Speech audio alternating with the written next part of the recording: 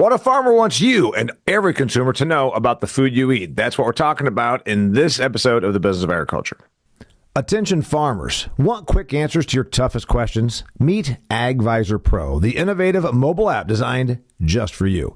Tap into a network of trusted experts and industry professionals right from your phone.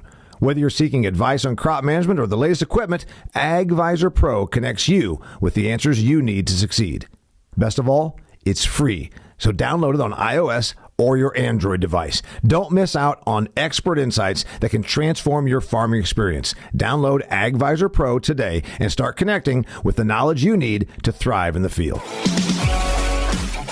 Hey there, welcome to another fantastic episode of the Business of Agriculture. We're continuing with a little bit of a theme. As you know, I started this in the fall. I had Nina Teicholz on, author of The Big Fat Surprise. And then we talked about RFK Jr. and if he's involved in policy, which by the time you're listening to this, maybe he will be, or maybe he won't be in the United States of America, and him bringing so much attention to food, processed food, food safety. So we've been doing this quite a bit. And I also had Nick Faraday on from Rabobank talking about protein and how protein's a really hot new thing. So I've got another author on. He's also a client of mine. His name is Dennis Bulani. He's a fourth generation Saskatchewan farmer. He also owns agribusinesses in the prairie provinces of Western Canada.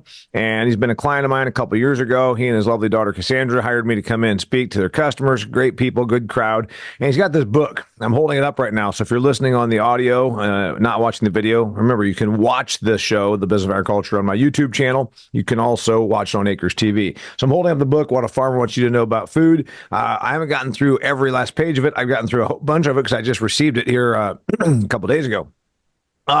Essentially, Dennis, you're a farm guy.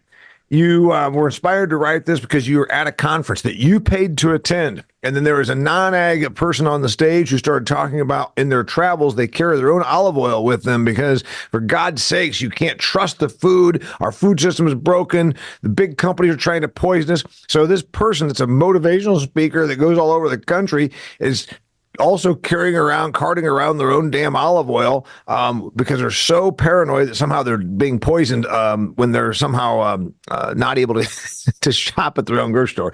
And you also heard a lot of other non-agriculturally, inaccurate and non-agricultural information that really kind of stirred you up. So you wrote this book.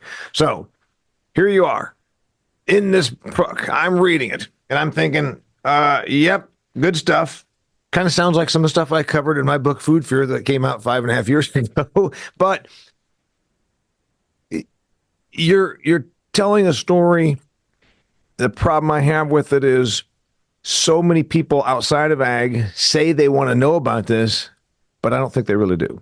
So that's the challenge that you and I have. I agree, absolutely. That is the challenge. We write these books and then we get invited to speak at other ag conferences, and we're preaching to the converted. And the real issue is how do we get to talk to the grocery shopper in downtown New York or downtown Toronto or whatever large center? Those are the people that need to hear these stories.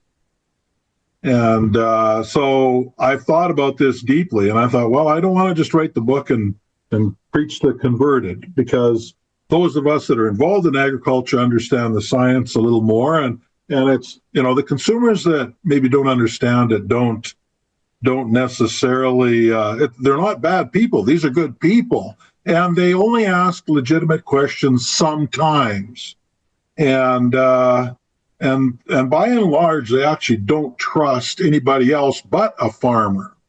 So I think it's high time that farmers step up and start the conversation. I think we have been somewhat neglectful as an industry in starting the conversation rather than avoiding it. Probably so. Your buddy Rob Syke has written a number of books, and he's been a guest on my air here. And he and I both have written books, and we both speak at conferences. But like you say, I don't get invited to the conference of 300 people that are completely from a non-ag background and say, come in here and tell us about this. And I think I should. I think I'm not going to do it for free because, my time is worth something, but I would do that. But yeah, their thing is, I'm going to have some friends over here this evening, and they tend to be the kind of people that, and I read this, and A lot of that, everything is something's unhealthy for you. Oh, this is that. And you just get to where I become exhausted. I become exhausted where I just say, God damn, we've covered this 11 times. I mean, I get to where I'm exhausted because clearly this is a religion for you, like when the organic thing or whatever. But when I get told organic is healthier, I said, well, okay, are we talking about nutrient content? Because there's no compelling evidence that there's more nutrients in something that's organically produced than that is conventionally produced.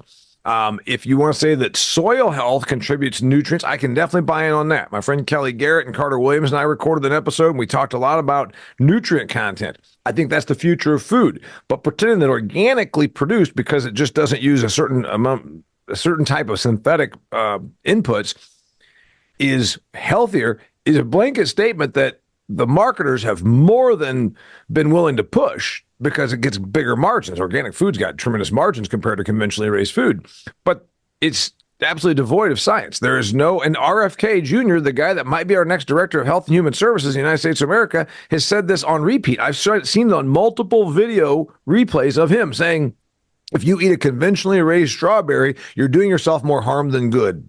Because unless it's organic, it doesn't help you. I'm like, that is bullshit. That is absolute bullshit. A strawberry, whether it had some synthetic fertility product applied to it 6 months ago or not, does not negate its nutritive value. Right. And so, and I'm right with you, but I have learned, I guess, that someplace in that answer and in that conversation, the light bulb goes off. It just shuts off. And I consider myself a scientist, a good scientist. We have a research division, so I'm very familiar with replicated data and what good science is. And I'm also familiar with bad science is. And I think the premise of this whole thing is, I like to quote H.G. Wells, and I quote him in the book. Civilization is a race between education and catastrophe. And I've always jumped immediately to peer-reviewed science. And as soon as I go to peer-reviewed science, my aunt from Vancouver says, oh, I don't know about all these chemicals you're using on the farm. And I say, well, there's tests and research that's peer-reviewed that shows this. And immediately she jumps out and says, oh, yeah, but I know back in the olden days, what happened with DuPont and Teflon, they covered it up. And so then one bad incident in history taints all the good incidences. And so that's a real concern, like a real concern to me about that. So I've learned something different. And since I've written the book, I've been testing this. And I truly believe this, taking a look at a statistic that says 90% of consumers believe what a farmer says. Mm-hmm. And they believe what a farmer says if he tells it in a story. Mm-hmm. And rather than run to science and say, I have peer-reviewed data and I can show you 95% of the time this does that, and it's scientifically fact that it is safe, that they don't buy that. But as a farmer, let me give you an example. The one lady said to me, you know what, you're killing all your earthworms. And rather than say, I can show you data that says the chemicals I use don't kill earthworms, which she just immediately shuts off and the conversation's closed. Yeah, well, I've pointed this out, Dennis, for so many years. I have science. You can't use science to a essentially scientifically illiterate consumer base. So I think the sweet spot is the story. Now, here's the interesting thing. I said to the lady, I could have said I have peer-reviewed research, blah, blah, blah, and lost her. I said to her, you know what? I wondered about that on my own farm. So here's what I did. I went out and dug a cubic square foot of soil on my own land at a random spot. And I thought, I'm going to go count my earthworms. I don't know how many farmers go and count their earthworms, but I dug a cubic foot of soil and I screened it out. And lo and behold, I got one earthworm. Well, I guess what? If you read the organic book of composting, it will tell you when you make compost, if you can, inoculate the compost with 5 to 7 earthworms. That's deemed as maybe the healthy amount of earthworms. Yep. So I said to her, damn, I went out and I only got one. But then I got reading about the earthworm's habits. And in the summertime, they go down deeper than 16 inches. So I thought, well, maybe they're down there. So here's what I did. I took a mixture of Keen's yellow mustard and mixed it up in a bottle of water, 2 liters of water, and I poured it into the bottom of that hole. And lo and behold, within 2 minutes, 6 earthworms come flying out of the soil within 2 minutes. They were all down deeper. And so here I am, after 40 years of spraying all conventional crop protection products and fertilizers, I've got 7 earthworms per cubic foot of my soil. So I don't know about all the research, but I can tell you on my farm, where I've been doing this for 40 years, the earthworms are alive. Yeah. And she goes, well, you know what? That is a good story. And so then the conversation was over, and it was a friendly conversation, not argumentative. And so what I'm learning is that we have to tell stories, stories that of real life stories on our farms that answer these questions in a more emotional, less scientific way. And so I thought, you know what, this is working. So when I wrote the book, if you read the book, you'll see that it's written really in a simple, easy read. I just got the book from Amazon a day and a half ago, and I'm already through a third of it, Dennis. So I'm going to get there. Hey, by the way, I want to hear some more about a couple of your key findings, because you've got 12 chapters. You got 14 chapters. I'm sorry, but the one is why you wrote the book, and we already covered that. But I want to get into some of the things that I think are going to come down the pike, where conventional and regenerative practices are going to meet, and ultimately, I think that's a good thing, but I want you to get into that. Before I do, while we're talking about soil, I want you to think about your soil, and I want you to think about what you're going to do in 2025. A new year brings hope for improved outcomes on your farm. One way to achieve that is through high-tech plant nutrition provided by Redox Bio-Nutrients. Redox is a family-owned company in business since 1994. Redox provides superior nutrition with biostimulants focused on maintaining plant charge balance. All nutrients have a positive or negative charge. Maintaining charge balance allows plants to focus on the yield and quality with improved performance come harvest time. If you want to find out more, including detailed product information and the Redox Grows podcast, including episodes with me, go to redoxgrows.com. That's Redox, Redox grows.com. All right. So you and I can go on and on about this. I agree with you. Stories convey, science does not. I agree that there's a trust for farmers. I said this starting 12 years ago. I'm watching the Super Bowl, February 2013, and the Paul Harvey voice comes on. It's third quarter of the football game, and I was about falling asleep on the couch. I'm like, what the hell? And it was, so God made a farmer. So I started telling this to my ag audiences 12 years ago, Dennis. I said, there is a trust. I said, remember, they didn't do that for Ram trucks to sell trucks to farmers. If you sold a Ram truck to every farm in the country, you're still only going to sell a couple million trucks. And nobody buys a truck every year. So you're talking about, they did that because there's an American theme, and I'm saying Canadian too, North American belief that farming good, but farmers good. But then the organic marketers, the cause groups, environmental working group, have changed this dynamic to where they're convincing these consumers, you're obese because of farming, you're unhealthy because of farming. And there's some truth to the food being a problem, because our food is certainly not medicine. We can certainly look around and walk through the Kroger, and if you believe that everything on those shelves is actually somehow better for your body versus worse for your body, you're stupid. Because trust me, not to mention the convenience stores and all that, crappy product. So I think there's something there, but that's a pretty big task. You want all these farmers to then become PR people. They've also got a business to run. So that's where it's probably not going to happen that, farmers going to tell your story. I've been hearing that for a long time. It's not plausible. You can, because you're 68 years old. You've done well. You've got a little more spare time. When you were 45, you wouldn't have messed around writing this book. Well, it's been in the back of my mind for quite a few years, and I just never got around to it.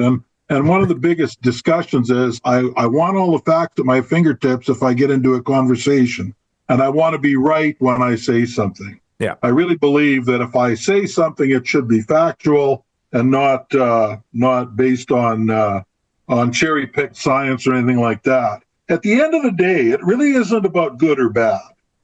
It's not about who's right or who's wrong. It's about understanding. And I think all too often, I myself am guilty of it. I go into, well, this is good and that's bad. We say, well, that's a good food and that's a bad food. But it's really more about understanding. There is no single food, and I don't care which one you pick in a grocery mart, that if you eat is going to kill you. Yeah. If you eat too much of it, it may kill you. Yeah. If you don't eat it in a balanced diet, and I'm not a dietitian, it may kill you. Yeah. But there is nothing you will buy off the shelves and that you eat whatever is a normal consumable amount of whatever that product is, that you're going to walk out and drop dead from it. And that people actually are starting to believe this. Now, is there too much sugar in candy, and do we eat too much candy? Probably. Some of us eat more of one and less of the other. It's all relative. But to be scared of what's on the shelf, as poison, that is the issue, and it comes out all the time. So the goal of my book is I want that lady in downtown New York to read the book.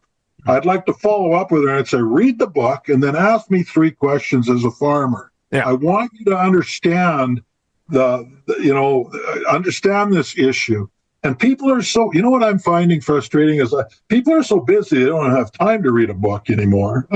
It's quicker to read a quick and dirty blurb on Twitter or X now than it is to sit down and actually read the damn book. Well, Dennis, by the way, I've made that crack. Remember, as a person that reads and writes, I made that crack that I wrote my book geared to both farmers and non-farmers as well, because I don't want to preach to the converted.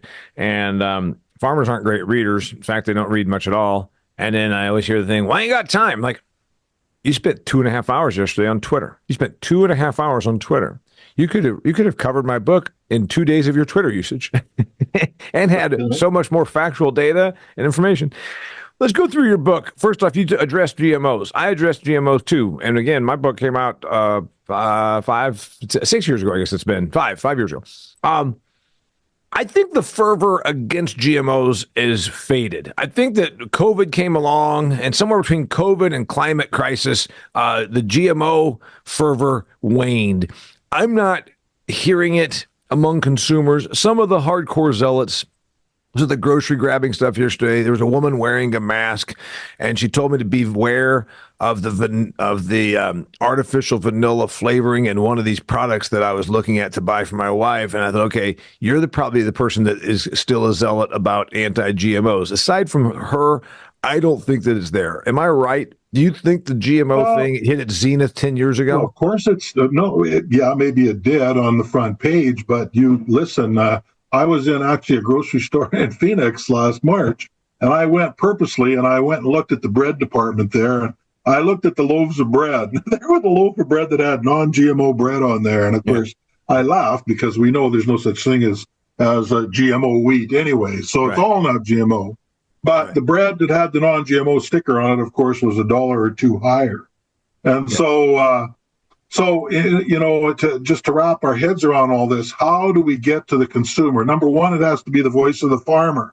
The farmers can't sit back, because if they sit back, government is going to start legislating, and maybe you guys in the U.S. more quickly than us, now that you've got RFK, maybe going to head shit up there. But the bottom line is this, is that the farmers can't be complacent. And I know they want to be out farming and they want to avoid controversy.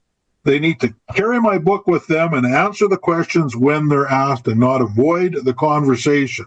And how do you change the perception of the world? You change it one voice at a time. People are scared and they're trusting the stories they're hearing. Yeah, right. And they're not hearing ours.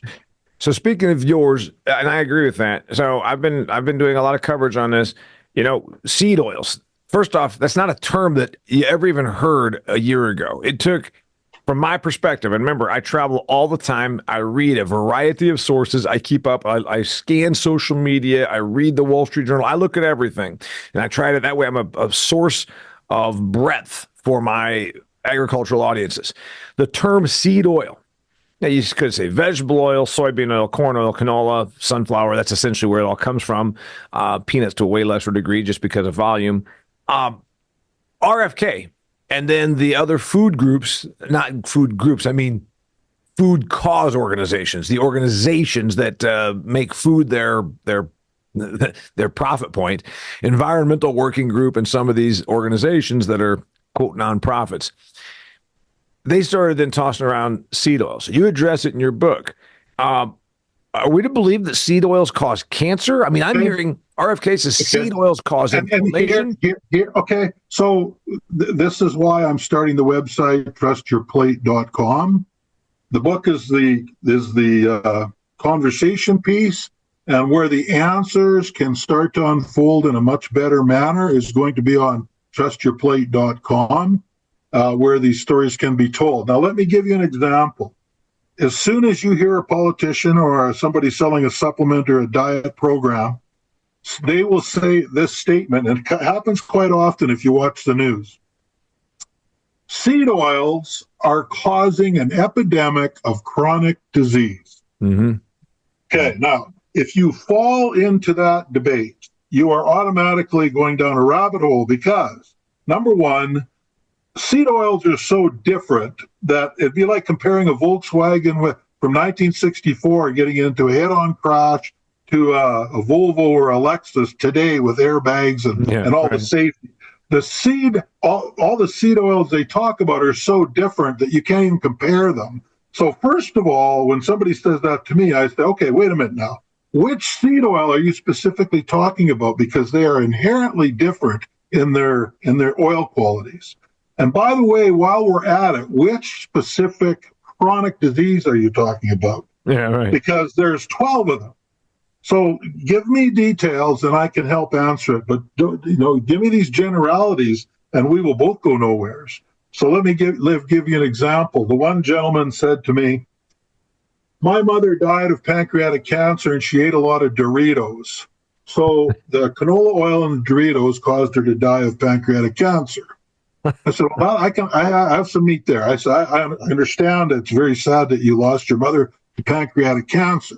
I can tell you this, that the rate of pancreatic cancer has not changed one iota in the last 30 years. The diagnosis rate of pancreatic cancer has not changed because the same person said we've been eating way more seed oils. And I said, well, which seed oil? And so I'm sorry to hear that happened, but that specific chronic disease has certainly never been related to any ingestion, actually any seed oil. But let's talk specifically about canola oil or soy oil or grapeseed oil. And then the next comeback, usually these people have their stories well planned out is, wow, they only just got commercialized and developed in the last 80 years. Hell, do you know what the first oil made was? It's in the Bible. Daniel, I'm not that religious, but I can tell you this. In the Bible, it says that Daniel ate a food called pulse, which was crushed grapeseed oil. Okay.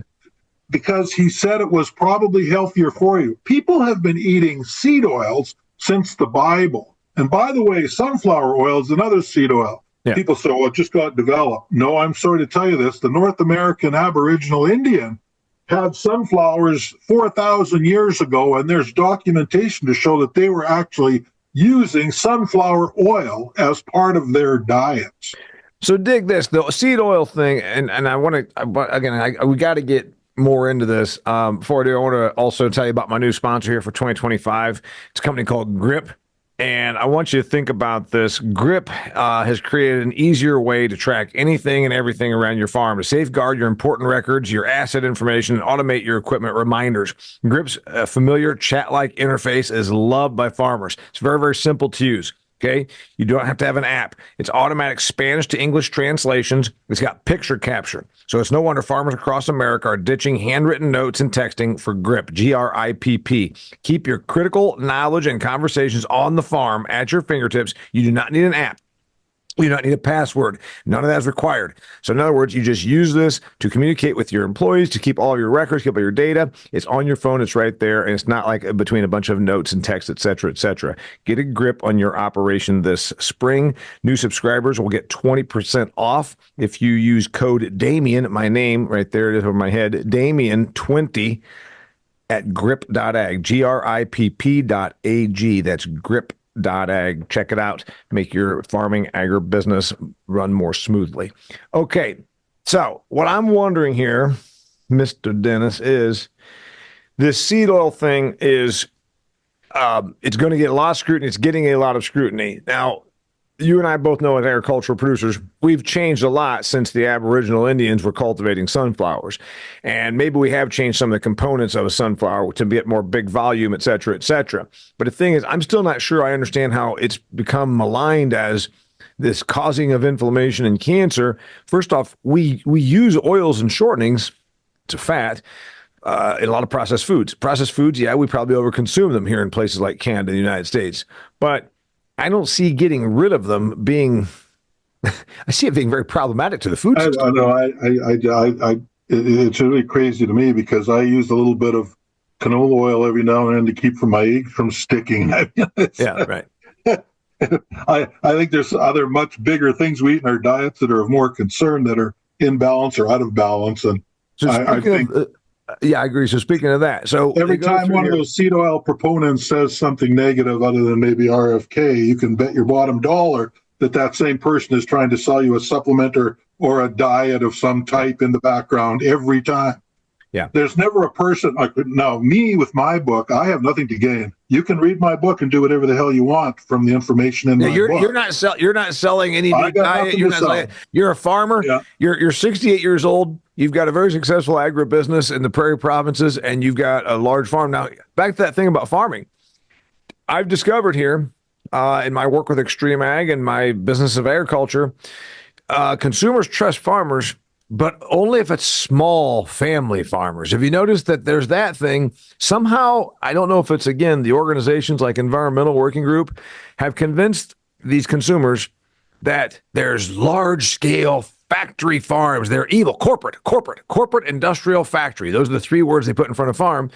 Not to mention some ungodly thing like 80% of America's farms are incorporated in some capacity, LLC, C Corps or whatever, but large corporate industrial farms. So they're supposed to only trust the person that has 8 acres of organic rhubarb and wears bib overalls all the time, I think, which I find to be quite a disconnect. It's interesting. If you use AI and say, draw me a picture of a farmer, every single time AI will draw a guy with a hat and a pair of coveralls, and that's just not the case anymore. I find that to be fucking insulting to people like you and me that are farm kids who worked our way through college, who work in this industry, and I wouldn't be, if I'm dead and some of my enemies want to really, really send me out the dirty, put me in a pair of goddamn bib overalls, because I don't have any bibbo. I don't want to wear bib overalls. I have no interest in any of that. I find it to be insulting, same as you. Well, and I don't think they mean to be insulting. It's because we haven't been telling our story, Damian. I think we're guilty for this. I think our industry has not been telling our story. And that's why people still have this perception. And by the way, 88% of the farms are still family farms in North America, and they're passed on from generation to generation. My argument or story I like to tell is, why is it it's okay for somebody that lives in the city to go out and buy a house and maybe an investment property to rent out and get bigger that way, but a farmer can't get bigger? Yeah. I mean, economy, like, what is with that? They're allowed, like, you can own 4 or 5 restaurant chains or restaurants because you're successful, and that's okay, but a farmer can't get bigger. By the way, economies of scale are forcing a lot of industries to consolidate. Oh, it creates a lot of hostility even within our own industry. Remember, you want to brew insecurities among farmers themselves and resentment and hostility. Just talk about farm size. It's like they all just got their wieners out and put them on the table with a measuring stick, because they just their insecurities are right there. But when you talk to the consumer, yes, it's idyllic. They use words like idyllic, pastoral. And I remember I've even, as you discussed this, I see non-armed people all the time, and they always ask me questions, and I say, I'm going to tell you the truth, okay? And I don't have anything to sell, just like you're telling me. And they would say, well, I just feel like we've gotten to where it's all factory. I said, yeah, I rent my land to a guy that milks 3,000 cows. Oh, well, that's too big. I said, what would be the right size? Would it be more wholesome if it was like 60 cows? Yeah. I said, well, I grew up on a 60 cow dairy. Was that more wholesome in the 80s? Yeah. I said, do you think the food was healthier? Probably. I said, well, let me tell you the truth. When I was 11, we'd have a downer cow, and I'd go out there with my brother Eric with a jar of penicillin, and we'd shoot that son of a bitch full of penicillin for a week, and it wouldn't get up. And then we would sell it. It would go for human consumption. So pretending that somehow in 1980 things were more wholesome or more idyllic or your food was safer, I can tell you that an 11-year-old kid was out there treating the animals with absolutely no veterinarian education, no medical protocols, and none of it was illegal. We didn't do anything wrong. So I always find it funny when I take it even to my own childhood. Fortunately, nowadays there are withdrawal periods that everybody like if you administer treatment to any livestock. So my point is that somehow to the consumer, not to ship it. They believe that somehow, I say, well, if I go back to the 40s, 40 years ago, would that be more idyllic? Oh, well, there's always this idea that going back in time meant that it was safer or whatever, more wholesome. And I said, I can promise you that was not the case. It still comes back to us not telling our story. It's not the consumer's fault that they have that perception because they're trusting the stories that they hear and they're not hearing ours. So you say in chapter 13, you say what folks don't understand about farming. Chapter 13. Tell me what you think. Right now, let's just say I got you an audience. I got you all kinds of people here, and they want to hear from this guy that's a Prairie Province guy, farm guy. What folks don't understand about farming. I opened up the chapter right here. So tell me, what do you want them to know? Well, I want them to know that most farmers rely on peer-reviewed scientific data and regulations to guide them in how to use crop protection products, chemicals, fertilizers, and so on.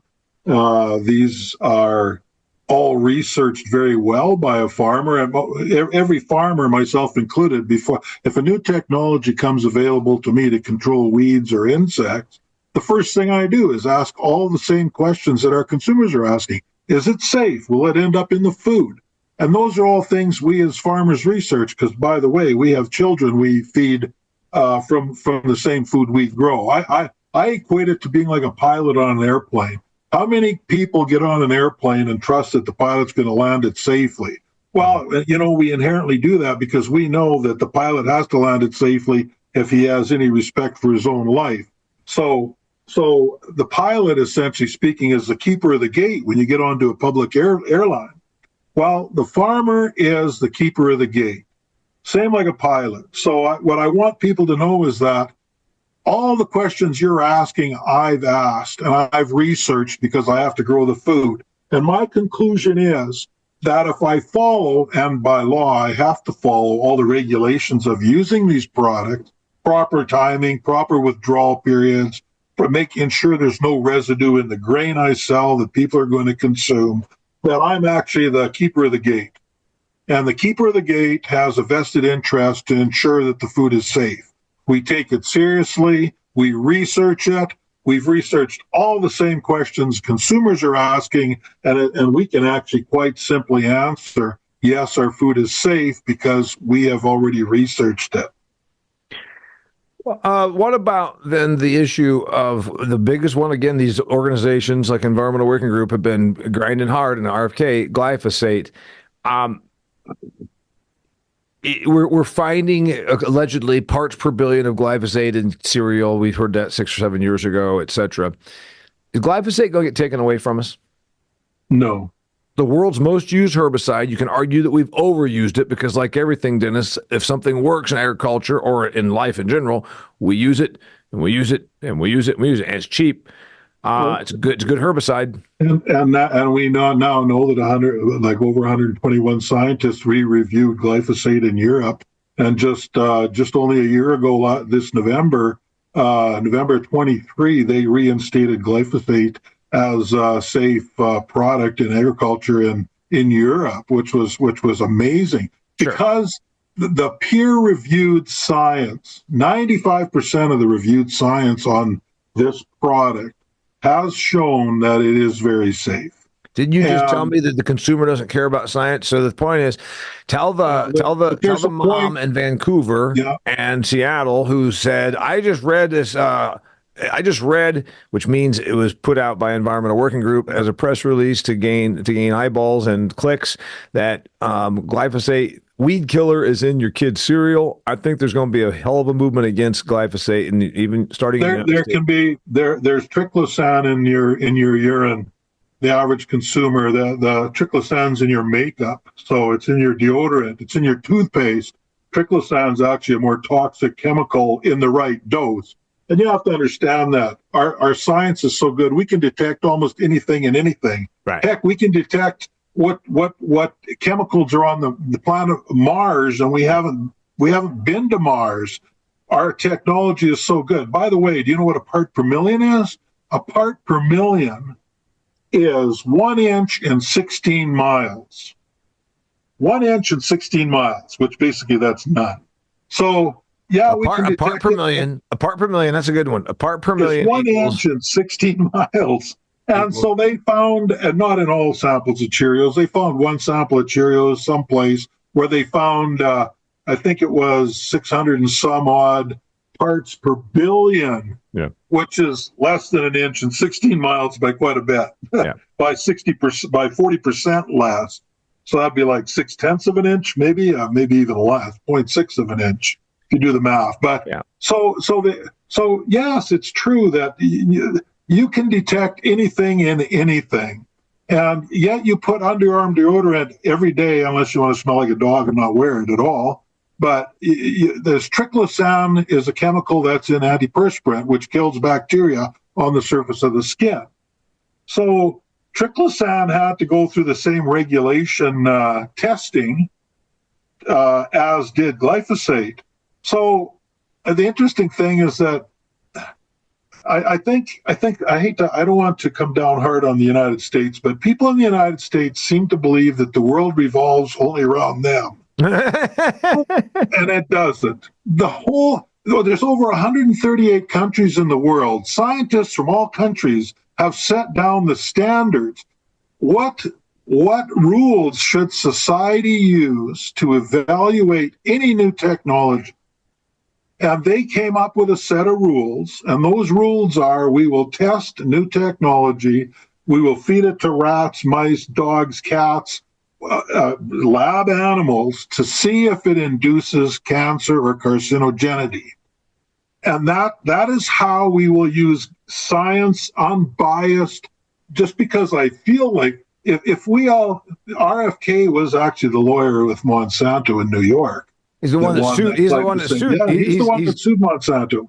And so a jury of 12 layman people that understood nothing about science voted that the earth was flat. So does that, because 12 people vote that it's flat, does that mean the earth is flat? No, it does not. Well, you remember now, every cause group organization, again, like Environmental Working Group, then that's their continual battle cry is Monsano, now Bayer. They still use the word Monsano because it creates a lot of emotion, even though that poor company hasn't even existed for like 6 years now. Since the last 4 or 5 or 6 cases that have gone have all failed, and Bayer's actually won them.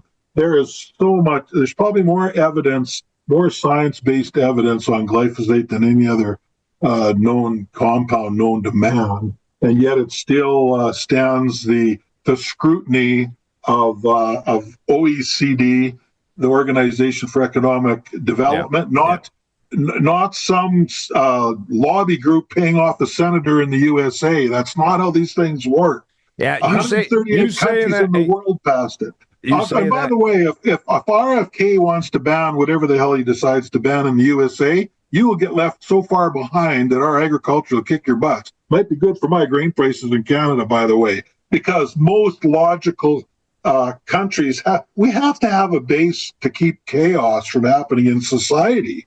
And I like to quote H.G. Wells, as I think I already did, is that that society is a race between chaos and complete pandemonium. We can't run society based on emotion.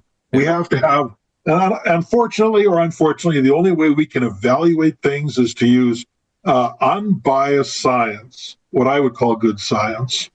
I like the way you think, but I'm telling you, emotion is the playing card that always seems to win. Yeah. So I think there's going to be a problem. At the end of the day, it won't win because logic will always prevail, and you've just seen it in your last U.S. election. Logic is coming back. Do me a favor. We have to have some parameters to be. We have to have some rules in society to base our conclusions on. There has to be some objective way to evaluate whether it's antiperspirant or a new crop protection product. We were called upon 20 or 30 years ago to reduce the amount of pesticide load in our food 20 years ago. And we came up with glyphosate because it was so much. Right. And now we're so proud in farming that we came up with a way to reduce pesticide use, and it happens to be with soap, literally soap. I mean, glyphosate is soap. Right. And now everybody's saying, oh, now you got to quit using soap. But I will tell you this. You want to ban glyphosate, you'll have a war on your hands because now you better ban mascara. 10% of your eyeliner is got phosphonates in it. Yep. Okay? They're phosphonates and cement. You know that most concrete, all concrete uses phosphonates to treat the cement so it dries down slower. And by the way, once the cement dries, the phosphonates can leach into the water. Yeah. So concrete, soap, and mask and eyeliner are. By the way, those are all logical. But nothing works to move the consumer like a headline that says "weed killer in Lucky Charms." That's the concern that I have there. Yeah. Get me out of here, Dennis. The book. Your final thoughts. Your final thought. Give me your wrap-up sentence. I would like farmers to step up, buy the book, buy 2 or 3, and not because I want to sell books. I want to change the conversation, and I can't do it myself. I would like to get as many farmers as possible to buy 3 books. Give a book to your school teacher friend, your city friend from New York, a relative in LA or Phoenix. Ask them to read the book, not just to read the book. Read the book and then say to them, when you're done reading the book, please call me back and ask me the hard questions. Because as a farmer, I want you to understand. I want you to ask these hard questions. These are not bad questions. These are legitimate questions, and we believe that we have legitimate answers and reasons why we've come to the conclusions we have. And by the way, we're the keeper of the gate. So you're either going to have to trust us but trust us and ask questions is what I'm asking you to do. His name is Dennis Bulani. He's got Can Food Be Trusted? He's got The Truth About GMO. He's got Starvation. He's got Organic. He's got the idea that somehow our food is causing us unhealth. He's got all kinds of cool stuff in here. He's even got the issue about soil, and you heard his story about the earthworms. The book is called What a Farmer Wants You to Know About Food. He is a farmer. He's a businessman. He's a former client of mine. He's a good dude. Anyway, I'll talk to you next time, my friend. Good luck on all this, and I'll see you this spring. We're going to be crossing paths a couple times. I'll be down in Denver. We're going to do a big launch down there, a big consumer launch. We're hoping to at the Denver Commodity Classic, and we are taking this book actually to the grocery. We're asking retail grocery stores to read the book and use it as a tool to help their customers understand that the food is actually a lot more safer than they may be led to believe. His name is Dennis Bulani. The book's called What a Farmer Wants to Know About Food. If you want to find out more about it, go to trustyourplate.com. Trustyourplate.com. Until next time, thanks for being on, my friend. I'm Damian Mason, and this is The Business of Agriculture. Are you an agricultural company looking to reach farmers and ranchers eager for your products and services? Look no further than AGvisorPRO. This innovative platform creates instantaneous connections between businesses and farmers who are interested in what you have to offer. By partnering with AGvisorPRO, you can engage directly with a targeted audience, answer questions in real time, and showcase your expertise in the industry. Don't miss this opportunity to grow your brand and connect with engaged customers. Join AGvisorPRO today, where farmers meet trusted companies just like yours in an instant. To learn more about partnering with AGvisorPRO to enhance your business, email them info@agvisorpro.com. That's info@agvisorpro.com.